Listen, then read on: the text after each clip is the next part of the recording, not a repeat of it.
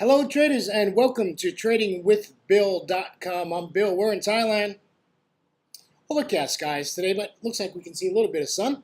It's currently 6:36 in the morning here in Thailand, which would be 1936 on Wall Street. Looks like Singapore is off today and South Africa is off today in news. Let's go through some news. RNBZ, New Zealand interest rate decision stayed at 1.75. They had a press conference and they had their statement. So I don't know what happened, but wait till you see this this New Zealand chart. They had a big red candle. So apparently the markets didn't like whatever they said. They surely did not like whatever they said. Take a look at the dollar index. We are now below 95, very little bit, 94.95 on the dollar index. So, not much data today in the European session. Well, we have China's got CPI month-on-month, year-on-year, PPI year-on-year. The Swiss has unemployment rate comes out today. That's about 2 hours before the London Open. So they have unemployment rate coming out.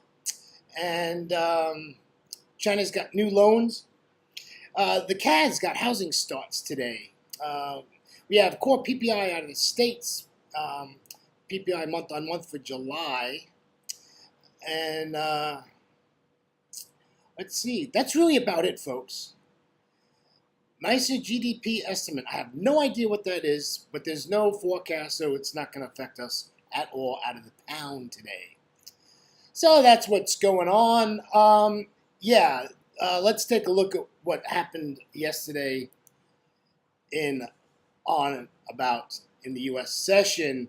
So we talked about this yesterday about oil, right? We were up here at 69.51 was the high yesterday. What did I say? It's time to sell it. Didn't I say that? Yeah, I said it's time to sell it. Now we're back here at 66.77. It's time to buy it, right? Doesn't look like it's going to 65. Looks like it's going to hang out at the 66 level. Looks like it's time to buy it. It's just going to stay in this range. It's going to be popping up and down, up and down, up and down, right? So we'll keep an eye on that. We'll see tomorrow morning if I'm right or not, or Monday morning. Anyhow, the VIX is continuing to down in the 10s now at 10.55 on the VIX. Not good. We really don't want to see it. But the good news is, folks, we only got 4 weeks left of this, right? By the second week of September, we'll be back into full swing. Everything will be good. We're okay. 5 weeks left of the slowness, and we'll be back to normal trading. The dollar index, like I said, this chart is showing 95.08. So it's about that 95 area, hanging out there, not doing very much. Staying, as you can see, the last 3 days in this little range here, not making drastic moves, but it's good to see the dollar is still strong, and the dollar, this is a good thing. Gold is just dropping. Gold continues its misery to the downside. Its low was at 114.31, and it's currently at 114.91. The ESs had a down day yesterday. It looks like a start of a green candle today. So they had a nice run, right? 1, 2, 3, 4 days up. Now yesterday they had a red day. Now it looks like it's possible they're just going to continue to the upside. So yes, the markets are still bullish. The ESs, the euro had a couple good days, but that's not the right chart. But we're starting off on a red candle today on the euro futures. So keep an eye on that. I expect this to head to the downside. If I was trading this, I would definitely be fibbing this little swing here, see where we're at. But you can see this is probably significant resistance right at that level, that 1.1685. That looks like a nice level of resistance. Yeah, so that's what's going on. Let's get to the charts, my friends. Let's see what we got going on here. Let's take a look at the...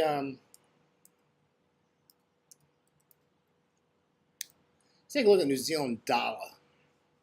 So here we are. Okay, so here's your daily chart. You can see we have a nice red candle here on the daily. This 4-hour chart, big red candle, right? They apparently, now I had no idea what was said It's too early in the morning. I haven't gotten that far yet in my day.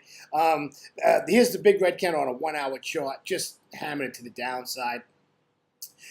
So when you see this big red candle, now this can do two things, right? It's either going to continue to the downside, or what we're seeing here, a little bit of sideways action, and then either come back up. Like I always say that it always likes to, after a news data candle, usually it likes to go back to the mean of that price action, right? This price action of this down thing. So you can basically fib this, but it's a good chance it's going to come up to this 10 or somewhere in that area, and then continue to the downside. We are bearish. You look at all three charts; it's all doing the same thing. It's all bearish. So we'll just keep that in mind as we go through our trading day. Here's just things a little bit backwards today. Here's some Ikimuku stuff. The euro is out of the cloud. It's to the upside. Current price action has a downward turn on this blue line here, right? That has a downward turn. Your future line has it straight out, right? And your 26 periods line behind shows a downward turn to the downside. So there's a good chance that this is going to head back to the downside. Wow, what a surprise. So I would look for this to come down. So you can do two things, right? The trade is, if we're above the cloud, we're going to buy it. So if you want to buy it, now's the time to do it. And you're going to end up getting here at 1610, and you're going to have a problem at 1625, right? Here's the problem, right? That's resistance we put on there yesterday. So, I don't know if I would jump into any trade here. I think I'd wait. I'd wait a little bit, maybe a couple hours, 3 hours. Let's see what happens when we get closer to the U.S. session. Here's a Great British Pound. Bearish, bearish, bearish. Nothing to say here.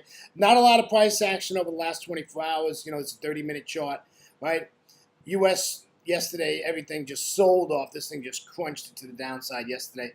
Currently it's at 28.80 on the pound. It actually got down all the way down to 20. It looks like 28.50. It looks like it might have gotten down to down here. 28.58 is what that low looks like there. So this is really bearish. I talked about this little. Did I talk about this? This little cloud here. I said, no, don't pay attention to that. Well, maybe next time I'll pay attention to it. Right? This was a great indicator. Actually, just came down. Your stop was probably above that right there. Right? You never even got close to it. Just pounds to the downside. What a nice trade this was. This was really nice. 29.60 to, I probably would have been out there at 28.60. This is a 100-pip move, folks. This is a 100-pip move in one day, right? We haven't seen that in a while, Haven't seen that in a while. Here is the Aussie. The Aussie is, whoa, easy there, Jax. Easy, easy, easy, easy. Don't be screwing up now, William. Oh, come on. All right, here we are. Here's the Aussie dollar. Came all the way down. Look at this. Down into the cloud. Boom, right? Continue down. Now it's come all the way back up again. We call this a V move. This is a V action. Sometimes you'll see where there's 2 and 3 candles and then goes up. This is the best one, though. When you see an aggressive move like this, straight down, next candle, straight back up again. It normally takes out the previous high. That's a norm when you see an action like this. This is a really textbook price pattern here when you see a V pattern here. And this one worked out really nice. Down, boom, next candle, green, boom, all the way up. No reaction in this, right? So this went up. This was a doji. So you're saying, oh, this might head back to the downside. So you saw this green. You would have went into this. Now you're into the cloud. You're not going to do nothing. It keeps moving your way up, and you're doing fine. And you're out at some point. You technically don't get out by the rule. You don't get out until it goes back down to the cloud. So good work on the New Zealand dollar. Let's get over some regular charts today. Span these out a little bit. So here's our euro. I'm saying like 1640. We can sell this. You really don't want to sell this down here, right? You don't want to sell where we're at. Coming into resistance, you got a 55 EMA and then a 200, right? all in the same area here within 40 pips. You know, you got a lot of junk here. Now, listen, we want to sell the euro, right? There's no question about we want to sell the euro. The question is where you're going to get in this. So we're either going to get in it if it pulls back to like 1640, or we're going to get in it when it gets down to 1580 and right below the 200 exponential moving average. We can sell this down here. We can sell this euro like here, right?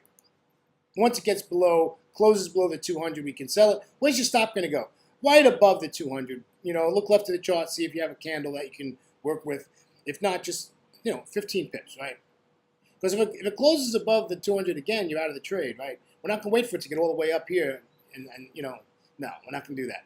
So you have two entries here, and who knows what it's going to do. But this is not an area to trade this, especially this time, especially with the VIX at 10. Okay, yeah, there's nobody in the markets, folks. Everybody's in Martha's Vineyard on their yachts, having a good day, right?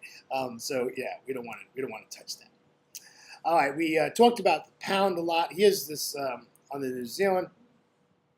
Here's this move, right? Look at this move here. To be honest with you, this is a buying opportunity, right? You got a potential buy here. You definitely have a potential buy here, right? I'm suspecting this is going to eventually stop here. Now, this is the third time this has hit this price action at 66.90. It looks like. So you got a potential here where this is going to start heading to the upside. Now you got some rough waters here. Now look at this. See how this 10? This is it's 30-minute chart, so this is almost 3 hours here. And look at this. Look at this 10 EMA. It's just coming down, right? Price action's either going to meet the 10 EMA or the EMA is going to meet price. And now this looks like this is coming down to meet price, which hinders your buy trade, right?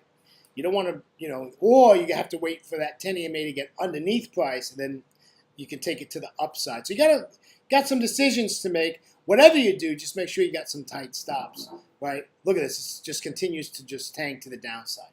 This is just tanking.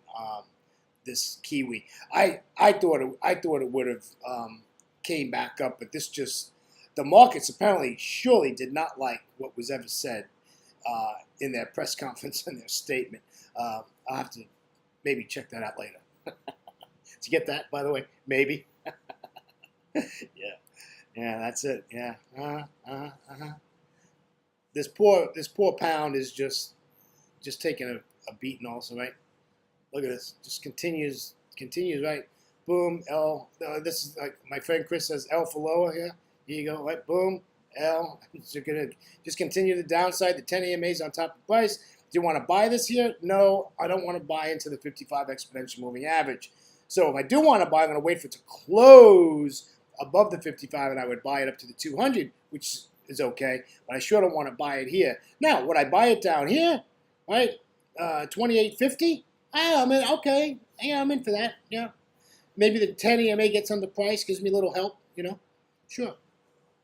So yeah, so I'm not spending a lot of time in Forex during the day as I normally do during normal trading times. So my days are cut down.